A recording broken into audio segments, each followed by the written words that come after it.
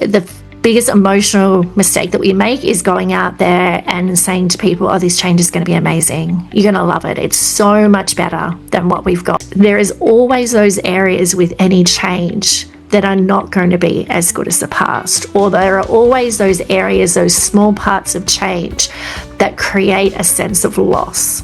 Welcome back to another episode of Limitless. Today we have with us Amy Jacobson, and she is an emotional intelligence specialist.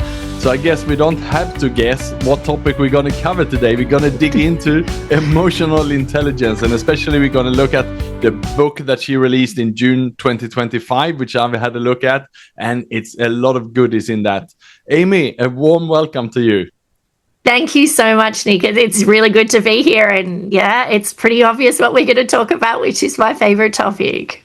Absolutely brilliant, Amy. We haven't covered this topic for a long time on the show. So this is very, very timely. So let's start there. Emotional intelligence for 2026. Where do we sit even?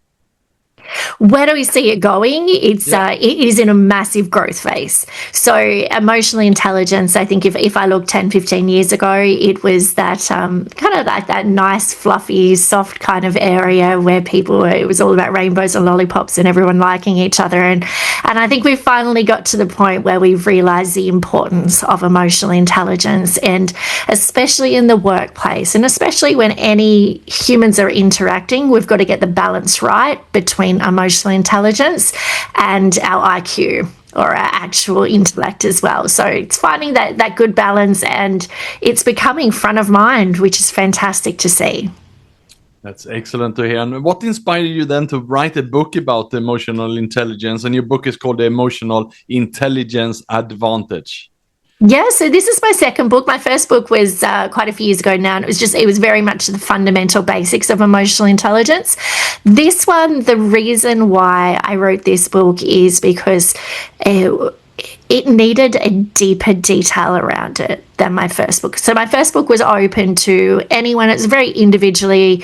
You could read it, nice, easy, quick read, and build some easy 1%ers on how to be more emotionally intelligent. This book is focused more around the workplace and more around leaders as well. And I don't mean leaders by job title, I mean leaders by skill set. So anyone can be a leader. But the reason for this book is we're in a world where change is just incredible, right? Like the pace and the size and the intensity of change is next level. And even though change has always been around, the way that we're seeing it come through now, there's no such thing as a small change. Everything is huge and everything is super exciting. But where I'm seeing the majority of leaders and the majority of organizations fall is in how to actually roll out and deliver that change, how to get people on board, how to get people aligning their mind and their neural pathways into this new change area.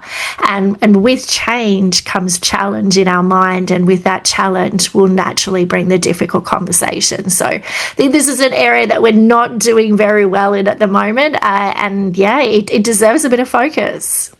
Yeah, and how do we then get this aboard? How do we even get the attention of the decision makers to make sure that they actually do look at emotional intelligence? There's so much talk about AI that perhaps this is falling in the shadows. So what do you think?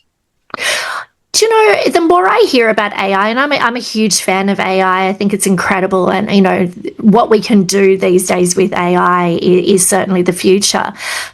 But I think more and more, every time I'm hearing people talk about AI now, someone is bringing up the content or the conversation or the theme about, well, what about the human aspect? What about the human aspect? And we're seeing it online. We're seeing it everywhere already, where people are starting to challenge, to understand, is this AI generated or is it a human being I'm dealing with? So I think even though AI is quite the opposite of EI, what we're seeing is a natural alignment between the two of them, because people want the benefits of AI, which really aligns to our IQ, right? It's what we do and how well and how we actually do it, where our EI is the why behind it. It is the why we're actually doing it, and it's how it makes us feel. It's how it makes the people around us feel. So even though AI has got a huge focus, in nearly every AI conversation, I'm seeing emotional intelligence and EI come into that conversation as well, because the future is going to be the balance between the two. Neither one of them are going to succeed without the other one. So you've got to work out how do we work together in those two areas rather than against each other. I love that approach indeed. And in your book, and also you mentioned it already today on the show earlier, that it's a lot of change out there, and it's exciting with the change, but perhaps it can feel overwhelming for some. What is then the biggest emotional mistake that people may make during facing so much changes, and how can we deal with that? I think the biggest mistake that we make is trying to push change, trying to push people to love change more specifically. When we see change come through, the first thing that we've really got to understand is there is no such thing as perfect change. Like, there is always going to be a side that maybe not, and it might be small, but it might not be as good as the old way. So I think that the biggest emotional mistake that we make is going out there and saying to people, oh, this change is going to be amazing. You're going to love it. It's so much better than what we've got. It's, you know, it's a step up. You're not going to have the problems that you had with the current way. But when we start to look at change, we make changes because of the way up, right? In that the new way of doing things, there are more pros than there are cons. So it's like an 80-20. You know, we know it's an improvement, but there is always those areas with any change that are not going to be as good as the past. Or there are always those areas, those small parts of change that create a sense of loss in the old world. So I think in order to be able to keep up and really get this change embedded and get people on board, we've got to start thinking about the change intelligence side, not just the change management.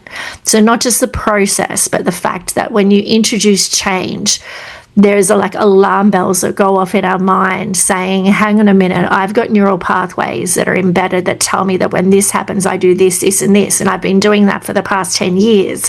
And now you're telling me that when this happens, I'm going to do this, this, and this instead.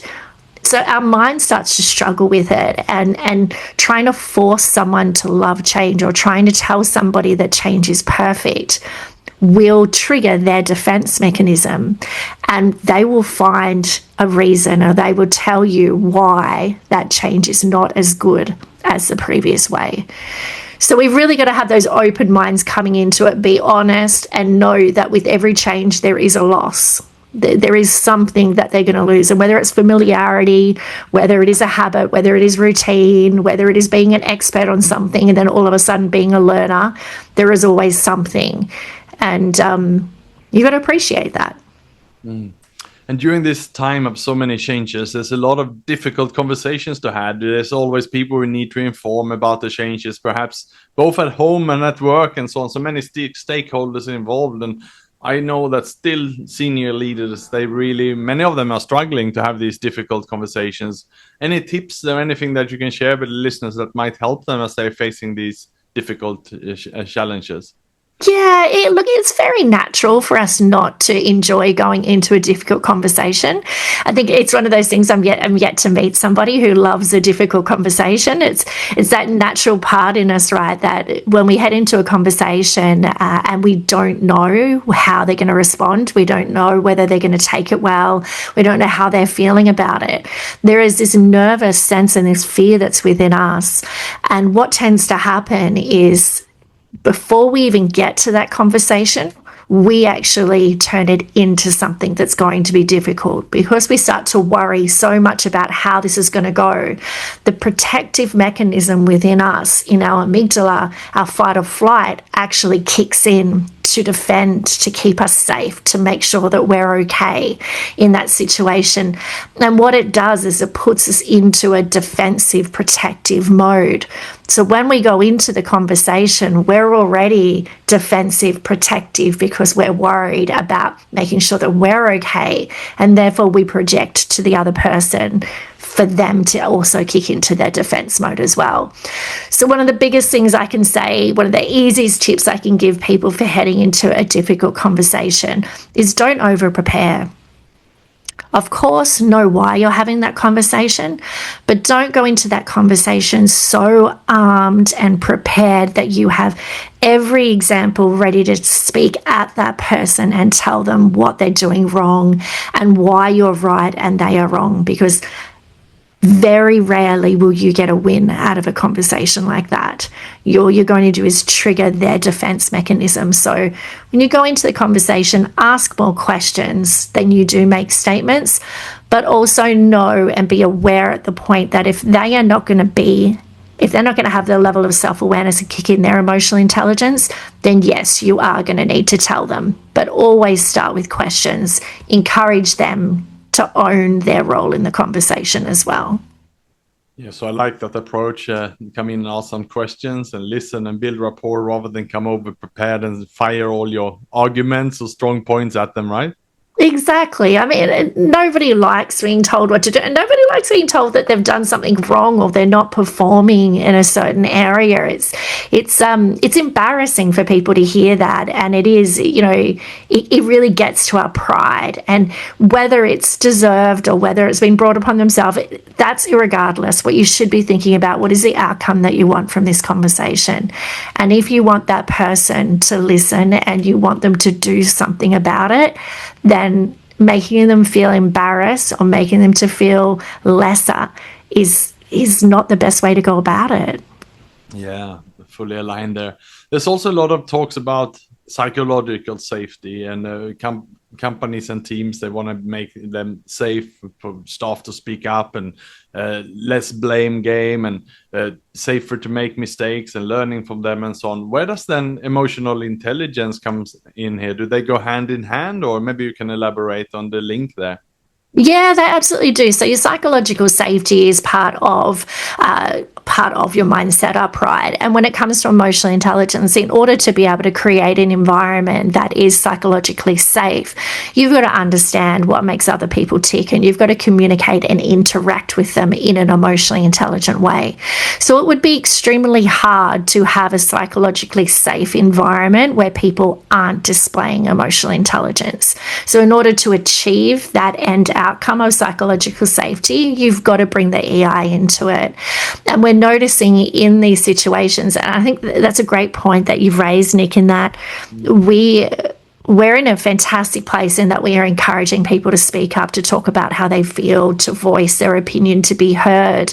But with that, what that means is there is a lot of different opinions, there is a lot of different feelings, there is a lot of difference that's coming to the table, which is fantastic.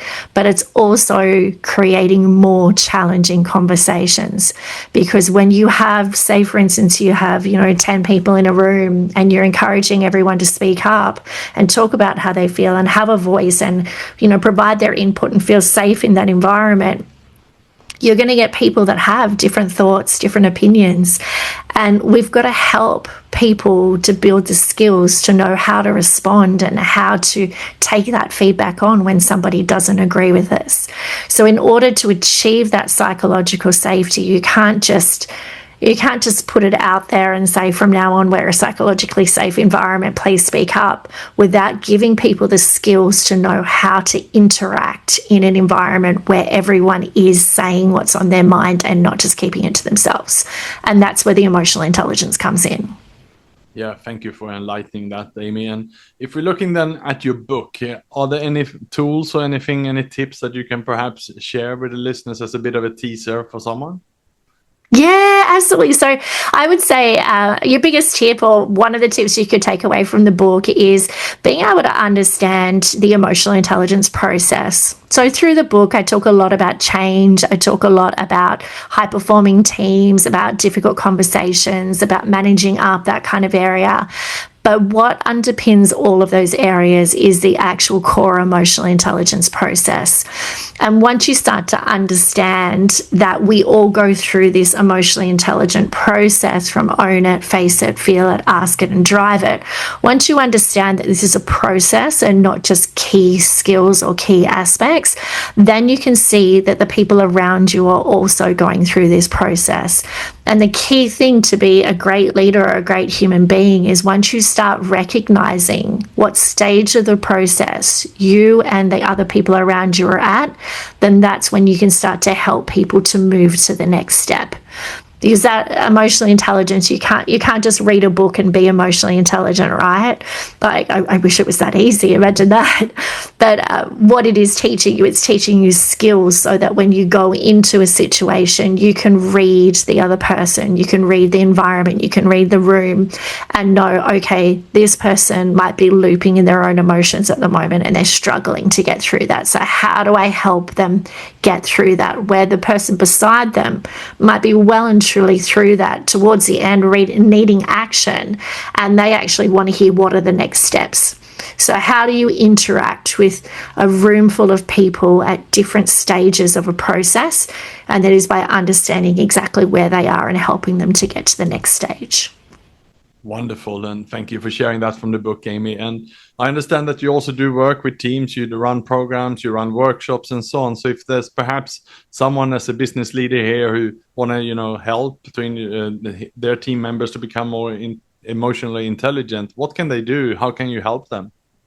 The best thing to do is to head to my website. So my website is amyjacobson.com.au, and on the website you'll see all of the services that I offer. But even, and yes, I absolutely love working with organizations and teams to really take them to the next level.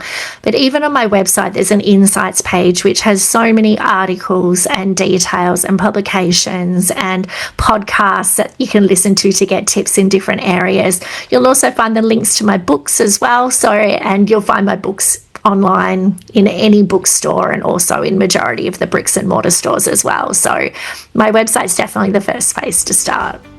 Absolutely wonderful. Thank you so much, Amy, for having come on the show and talking about your book, The Emotional Intelligence Advantage, and how individuals and their teams can become more emotionally intelligent.